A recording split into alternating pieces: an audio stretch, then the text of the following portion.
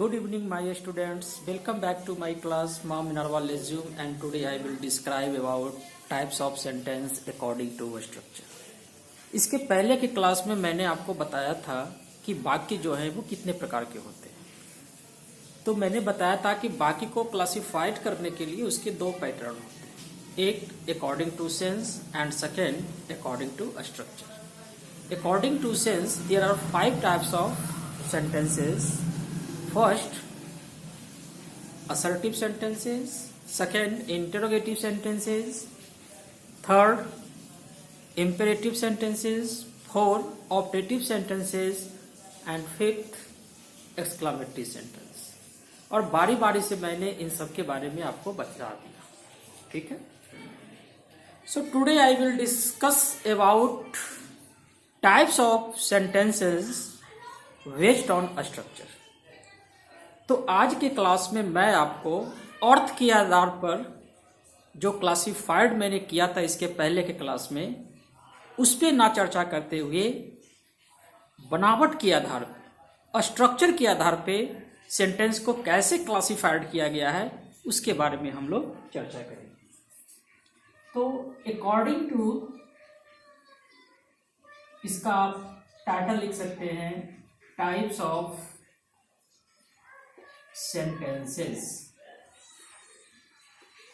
ठीक है। तो according to structure,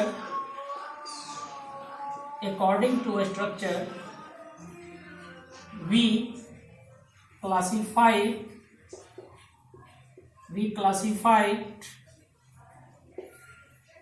sentences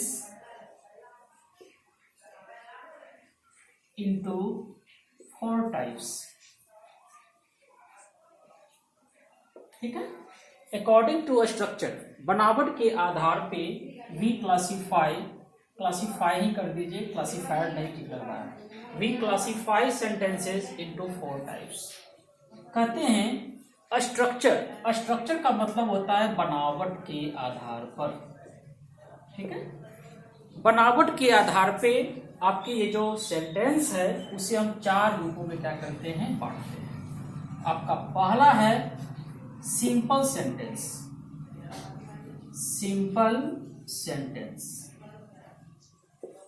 second है आपका कंपाउंड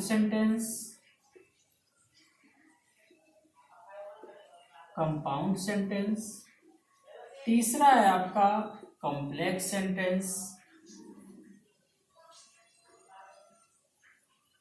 और आपका 4 नंबर में जो है वो मिक्स्ड सेंटेंस।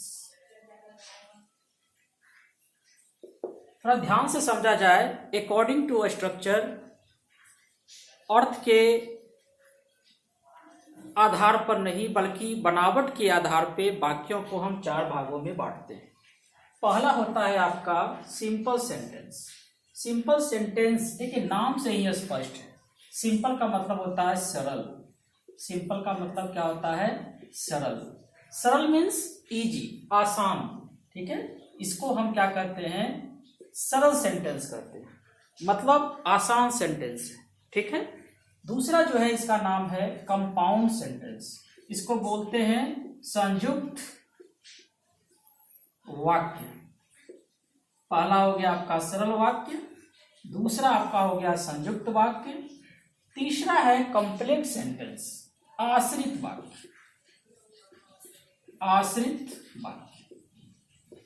और लास्ट जो है बट नॉट लिस्ट है ना, वो आपका क्या है, मिक्स सेंटेंस मीन्स मिश्रित वाक्य,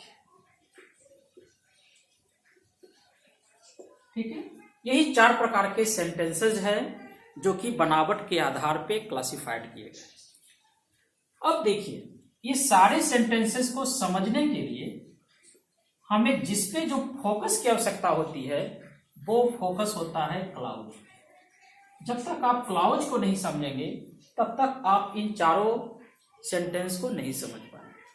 वैसे ओवरऑल मैं आपको 1-2 लाइन में आपको समझाने की कोशिश करता हूँ, और उसके बाद में सबसे पहले आपको क्लाउज बताऊंगा। जब क्लाउज बता दूंगा तो फिर आपका ये जो स्ट्रक्चर पे आधारित जो सेंटेंस है वो बिल्कुल आसानी से समझ में आएगा। तो खैर अभी ओवरऑल बस केवल आप दिमाग में रखेंगे कि देखिए सिंपल सेंटेंस, सरल व्यक्ति किसको बोलेंगे, सिंपल व्यक्ति किसको कहेंगे। जैसे सिंपल व्यक्ति की सिंप्लिसिटी उसकी पहचान होती है, उसी प्रकार सरल वाक्य जो होते हैं, जो आसान वाक्य जो होते हैं, जिसे इंग्लिश में सिंपल सेंटेंस कहते हैं, उसमें केवल एक सब्जेक्ट होते हैं और एक प्रेडिकेट होते हैं। अब बोलेंगे कि सर ये सब्जेक्ट और प्रेडिकेट क्या होते हैं। देखिए आप एक ट्रेन का एग्जांपल देखिए, ट्रेन के जो सबसे आगे जो ट्रेन को खींचता है उसे हम क्या कहते हैं, इंजन कहते हैं।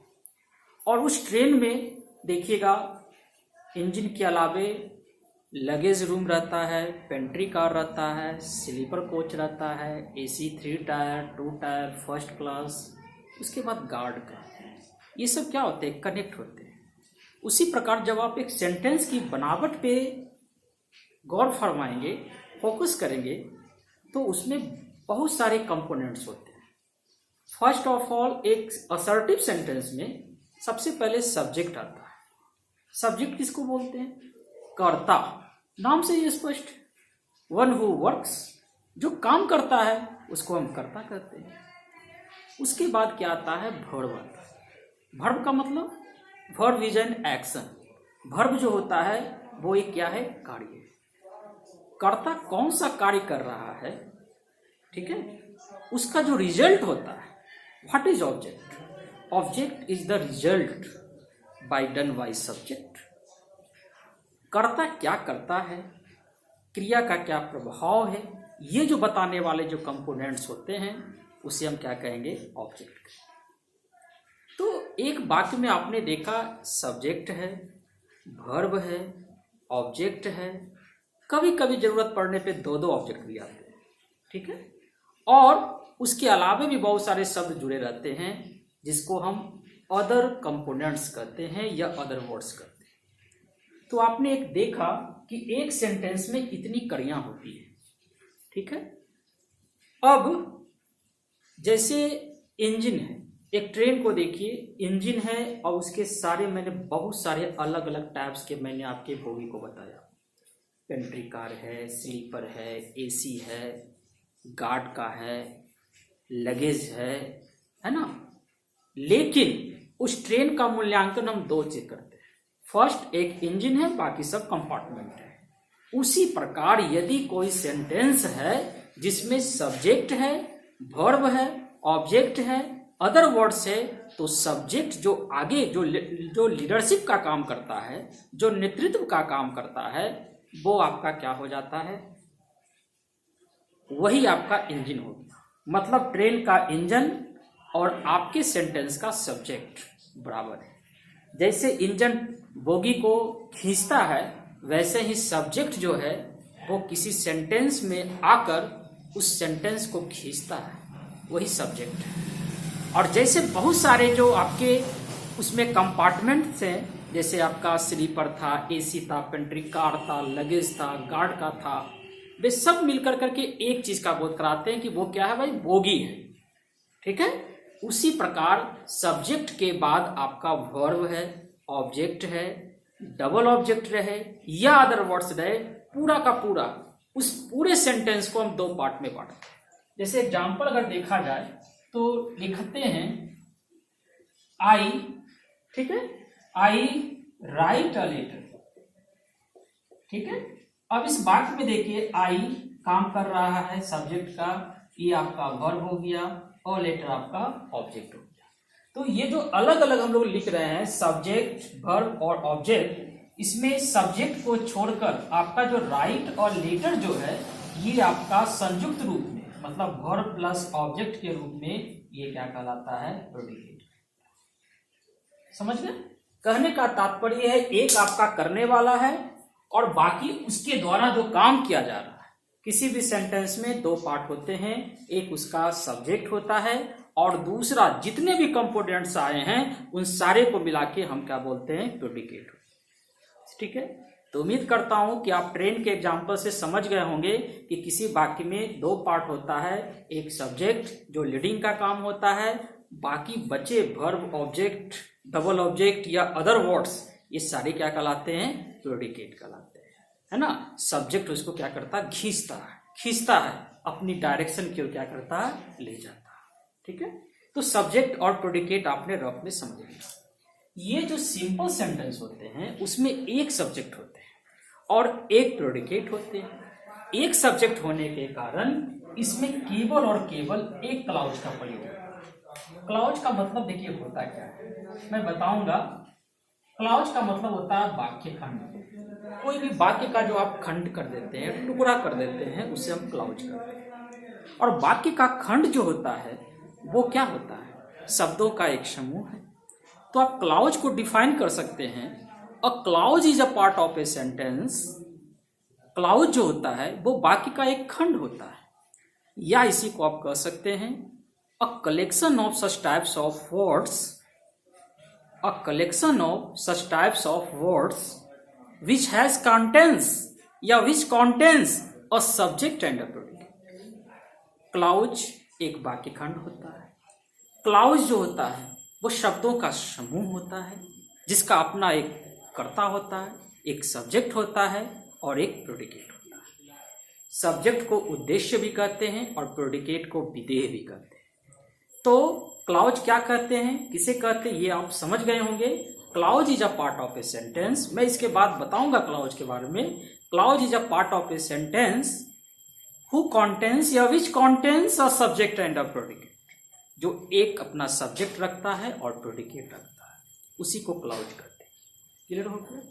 तो आपके सिंपल सेंटेंस में केवल और केवल एक क्लॉज होते हैं, मतलब सिंगल सब्जेक्ट होते हैं और सिंगल प्रेडिकेट होते हैं। क्लियर है? दूसरा आपका देखिए क्या है, कंपाउंड सेंटेंस, है ना। तो आप इस सिंपल सेंटेंस में आप लिख सकते हैं इसमें केवल पीसी होता है। पीसी का मतलब बोलेगा सर क्या होता है? तो पीसी का मतलब पर्सनल कंप्यूटर भी होता है, जिसको हम पी कैपिटल सी कैपिटल से निरूपित करते हैं। लेकिन जब पी कैपिटल हो, स्मॉल सी हो, तो उसको हम पर्सनल कंप्यूटर ना कर करके उसको हम प्रिंसिपल क्लाउज कहते हैं। अब देखिए प्रिंसिपल क्लाउज क्या है भाई, ठीक है। क्लाउज को मैंने बताया कि उसके पास एक अपना सब्जेक्ट होता है और एक प्रेडिकेट होता है, ठीक है। एक शब्द और मैं आपको जिक्र करना चाहूंगा, इसका भाई के रूप में इसका प्रयोग होता है फ्रेज का। फ्रेज क्या होता है? देखिए, phrase is also a part of a sentence. Phrase is also a collection of words which denotes a sense but not a complete sense. देखिए, फ्रेज जो होता है वह भी वाक्य खंड होता है, वह भी शब्दों का समूह होता है जिसका अपना एक अस्तित्व है, जिसका अपना एक अर्थ है, लेकिन वे पूर्ण अर्थ को नहीं बता पाते। समझिए मेरी बातों को। क्लाउज से मिलता जुलता शब्द है एक फ्रेज, लेकिन दोनों में एक डिफरेंशियल है जो उसको बिल्कुल अलग कर देता है। क्लाउज और फ्रेज एक ही बाप के दो बेटे हैं। अंतर क्या है? क्लाउज के पास अपना एक सब्जेक्ट है और अपना एक प्रेडिकेट है, जिसके कारण वो एक वाक्य जैसा बन जाता है। लेकिन प्रेडिकेट जो होता है वह भी वाक्य खंड है, वह भी शब्दों का समूह है, जिसका खुद एक अर्थ निकलता है, लेकिन वो कंप्लीट सेंस को नहीं बताता है। उसे हम फ्रेज कहते हैं। क्लियर हो गया? जैसे क्लॉज का एग्जांपल देते हैं, that he is honest known to all. वह ईमानदार है या सबको मालूम है। देखा जाए, डैट से स्टार्ट है और उसके ठीक साथ में प्रोनाउन है, उसे हम क्या कहेंगे? That clause. That he is honest known to all. वह ईमानदार है यह सबको मालूम है। इसमें देखिएगा सब्जेक्ट भी है और प्रेडिकेट भी है, तो वो क्लाउज हो गया। इसीलिए मैंने आपको बताया था कि clause is a part of sentence which contains a subject and a predicate. Clause जो होते हैं वो वाक्य खंड होते हैं। क्लाउज जो होते हैं वो शब्दों का समूह भी हो सकते हैं, जिसका खुद का अपना एक सब्जेक्ट और प्रेडिकेट है। जब सब्जेक्ट हो, प्रेडिकेट हो, एक राजा हो, एक रानी हो, तो फिर तो कहानी चलेगी। लेकिन फ्रेज क्या होता है? फ्रेज अभागा है। कैसे अभागा है? वो शब्दों का समूह तो होता है। Phrase is also a combination of words which has a sense but not a complete sense, जिसका अपना अर्थ होता है, अपना अस्तित्व है, लेकिन वो पूर्ण अर्थ को नहीं बता पाता। जैसे बोलते हैं in spite of. In spite of का मतलब होता है के बावजूद। इसका एक अर्थ निकल रहा है, लेकिन के बावजूद मीन्स ना आगे ना पीछे पड़ा, वो खुद है, वो विदाउट क्वीन, वो बिना रानी के अभाव के बिना वो क्या है, अधूरा है। वो फ्रेज के पास ना सब्जेक्ट है ना प्रेडिकेट, वो बस एक शब्दों का एक क्या है, समूह, वाक्य का एक टुकड़ा है जिसका स्वयं का तो अर्थ है, लेकिन वो पूरी कहानी नहीं लिख पाता है। जबकि क्लाउज जो है उसके पास सब्जेक्ट है, उसके पास प्रेडिकेट है, और एक राजा है, एक रानी है, दोनों की अपनी एक कहानी है। क्लियर हो? एग्जाम्पल भी मैंने बता दी। अब देखिए इन वाक्यों में जो क्लॉजेस का प्रयोग होते हैं, मैं इसलिए क्लियर कर देना चाहता हूं ताकि आप सेंटेंस को समझ पाए बढ़िया से। अब देखिए मैंने पीसी लिखा। What is PC? पीसी का मतलब होता है प्रिंसिपल क्लॉज। आप अपने घर में रहते हैं, आपके घर में एक ऐसे मेंबर होते हैं जो ऑल इन ऑल होते हैं, वही जो कहेंगे वही होगा। जैसे आपके पिताजी हो सकते हैं, तो पिताजी जो हैं उस पूरे घर का क्या है, मालिक है, मुख्य है। स्कूल का प्रिंसिपल हो, क्लाउज का प्रिंसिपल हो, मीन्स प्रिंसिपल क्लाउज जो होता है समझिए कि वो हमारे स्कूल का प्रिंसिपल है, जो सबसे हेड है, जिससे हम टीचर की भी शिकायत कर सकते हैं। पेरेंट्स में, आपके फैमिली मेंबर में आपके पिता जो ऑल इन ऑल हैं, वो आप प्रिंसिपल के रूप में अदा करते हैं, वो जो कहेंगे वही होगा। तो प्रिंसिपल क्लॉज जो होता है वो बिल्कुल वैसा ही होता है, वो बिल्कुल स्वतंत्र होता है। इसलिए इसको कुछ लोगों ने कोऑर्डिनेट क्लॉज में भी रखा है, लेकिन प्रिंसिपल क्लॉज को आप अलग ही समझें। प्रिंसिपल क्लॉज का मतलब हो गया मुख्य वाक्य खंड। मुख्य वाक्य खंड का मतलब क्या होता है, ये जहां आता है वो एकदम प्रमुखता के साथ आता है, जहां भी जाएगा बैंड बाजे के साथ जाएगा, जहां भी जाएगा वो अपना एक प्रमुखता के रूप में बैठे हुए रहेगा। ठीक है, तो प्रिंसिपल क्लॉज को अगर समझना है तो अपने घर के जो ऑल इन ऑल फैमिली है, जिसका वर्चस्व है, जिसकी बातें चलती है, समझिए वो प्रिंसिपल क्लॉज। दूसरा जो क्लॉज का पार्ट होता है वो आपका होता है कोऑर्डिनेट क्लॉज। कोऑर्डिनेट क्लॉज क्या होता है? कोऑर्डिनेट क्लॉज का मतलब होता है स्वतंत्र वाक्य का। आपके घर में सपोज कीजिए आप दो भाई हैं, आपके एक बड़े भाई की जॉब लग गई, नौकरी करने लगा, वो अब अपना दुनिया में व्यस्त रहने लगा, वो अब अपने ज़रूरतों की पूर्ति के लिए पिता पे निर्भर नहीं है, वो अपने पैरों पे खड़ा हो गया। करे तो आप भी हैं अपने पैरों पर। पैरों पे खड़े होने का तात्पर्य है कि वो अब कुछ अर्निंग करने लगा है, जिस कारण अब उसे दाढ़ी बनाने के लिए, कुछ और छोटी मोटी ज़रूरतों की पूर्ति के लिए पापा पे डिपेंड नहीं होना पड़ रहा है। वो खुद कर सकता है, वो अपने पसंद का शर्ट ले सकता है, वो अपने जूते खुद ले सकता है, जरूरी नहीं है कि वो पापा से मांगेगा। तो उसी प्रकार जैसे आपका भाई अब अपने प्रिंसिपल क्लॉज पे डिपेंड नहीं है, अपने पापा जी पे डिपेंड नहीं है, वैसे ही जो कोऑर्डिनेट क्लॉज होते हैं वो स्वतंत्र होते हैं, वो अपने अर्थ की पूर्णता के लिए उस पर निर्भर नहीं होते, वो जहां भी आते हैं स्वतंत्र होते हैं। तो आपके भाई जो हैं वो क्या हो गए, कोऑर्डिनेट क्लॉज। तीसरा जो क्लॉज का प्रकार होता है वो होता है सबऑर्डिनेट क्लॉज। सबऑर्डिनेट क्लॉज क्या होता है? जैसे आप हैं, आपको कुछ भी जरूरत हो, बाल कटाना हो, पापा पैसा चाहिए, कपड़ा खरीदना हो, पापा पैसा चाहिए, हर चीज के लिए आप किस पे डिपेंड हैं? अपने पिताजी पे डिपेंड है। तो उसी प्रकार सब ऑर्डिनेट क्लॉज जो होता है वो अपने अर्थ की पूर्णता के लिए प्रिंसिपल क्लॉज पे क्या होता है, डिपेंड होता है। तो परिवार का मैंने एग्जाम्पल दिया कि पापा आपके हो गए प्रिंसिपल क्लॉज, आपके भैया हो गए कोऑर्डिनेट क्लॉज क्योंकि वो अब कमाने लगे हैं, उनकी जॉब लग गई है। आप हो गए सबऑर्डिनेट क्लॉज, मीन्स आप अपने अर्थ की पूर्णता के लिए प्रिंसिपल क्लॉज पे निर्भर होते हैं। तो मजाक मजाक में ही आपने इस क्लॉज को समझ लिए हैं, विशेष मैं इसके बारे में लिखाऊंगा आपको। अभी चूंकि वाक्य आ गया है इसलिए इसको हम समझते हैं। तो सिंपल सेंटेंस में भैया होता क्या है, इसमें केवल और केवल एक क्लॉज होते हैं जिसको हम प्रिंसिपल क्लॉज करते हैं। In a simple sentences there is only one clause, केवल एक क्लॉज होते हैं, और जब एक क्लॉज है तो भैया उसी की दादागिरी चलेगी, मीन्स प्रिंसिपल क्लॉज होगा। दूसरा जो आपका कंपाउंड सेंटेंस है, जिसको हम संयुक्त वाक्य बोलते हैं, वो अपने साथ पीसी और सीसी रखता है। पीसी और सीसी का मतलब क्या हुआ? सीसी का मतलब कार्बन कॉपी मत समझियो, सीसी का मतलब हो गया कोऑर्डिनेट क्लॉज, जिसके पास अपना एक प्रिंसिपल क्लॉज हो और जिसके पास एक कोऑर्डिनेट क्लॉज हो, स्वतंत्र वाक्य का। पापा भैया एक हो गए तो समझिए कि वो कंपाउंड सेंटेंस हो गया। ठीक है, तो इन अ कंपाउंड सेंटेंस में दो क्लॉज होते हैं, एक आपका पीसी हो गया, दूसरा आपका क्या हो गया? सीसी हो गया। तीसरा जो आपका सेंटेंस है वो है आपका मिक्स्ड सेंटेंस। मिक्स सेंटेंस का मतलब क्या हो गया? तीसरा जो आपका सेंटेंस है वो है कॉम्प्लेक्स सेंटेंस। कॉम्प्लेक्स सेंटेंस में क्या होता है? पीसी होता है और एससी होता है। एससी बोले तो शेड्यूल्ड कास्ट ना, एससी में शेड्यूल्ड कास्ट में देखिएगा एस बड़ा रहता है, सी बड़ा रहता है, यहाँ एस बड़ा रहता है और सी स्मॉल रहता है। क्लियर है? तो अब आप और पापा, जैसे आपके भाई और पापा मिल गए तो बन गया कोऑर्डिनेट।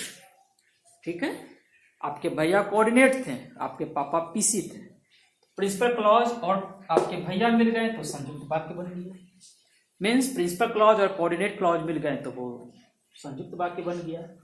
इस बार पीसी का मिलन एससी से हुआ, मतलब आप अपने पापा से मिल गए, आप और पापा एक साथ आएंगे, मीन्स पीसी और एससी साथ में आएंगे, तो ये आपका हो गया कॉम्प्लेक्स सेंटेंस। ये 3 नंबर हो गया। चौथा जो है भाई क्या है? Mix sentence. अब आपके भैया भी आ गए, आप भी हैं, पापा भी हैं, तीनों मिल करके गए सिनेमा देखने के लिए, दिलवाले दुल्हनिया ले जाएंगे। मीन्स तीनों का वर्सेस वाक्य, उसमें उस वाक्य में पीसी भी आ गया, सीसी भी आ गया और एससी भी आ गया। मीन्स जिस वाक्य में तीनों क्लॉज आ जाएं उसको हम मिक्स सेंटेंस कहते हैं, बिल्कुल दालमोट की तरह, जिसमें बहुत सारे कंपोनेंट्स रहते हैं। सेव भी रहेगा, बादाम भी रहेगा, कैल्शियम नट भी रहेगा, काजू भी रहेगा, और भी बहुत सारे एकदम झल्लेदार आइटम रहेगा। ठीक है, तो यही हो गया आपका according to structure there are 4 types of sentences. बनावट के आधार पे वाक्य 4 प्रकार के होते हैं और ये चारों वाक्य डिपेंड करता है उसके क्लॉजेस पे। सिंपल सेंटेंस जिसमें केवल और केवल एक क्लॉज रहता है, कंपाउंड सेंटेंस जिसमें 2 क्लॉज होते हैं, एक पीसी होते हैं, एक प्रिंसिपल क्लॉज होता है, एक कोऑर्डिनेट होता है। तीसरा है आपका कॉम्प्लेक्स सेंटेंस जिसमें एक प्रिंसिपल क्लॉज होता है और एक सबऑर्डिनेट क्लॉज होता है। और चौथा जो वाक्य होता है उसको बोलते हैं मिक्स सेंटेंस, इसमें मिला हुआ है तीनों भाई एक साथ, पापा भी, आपके भैया भी, आप भी, तीनों एक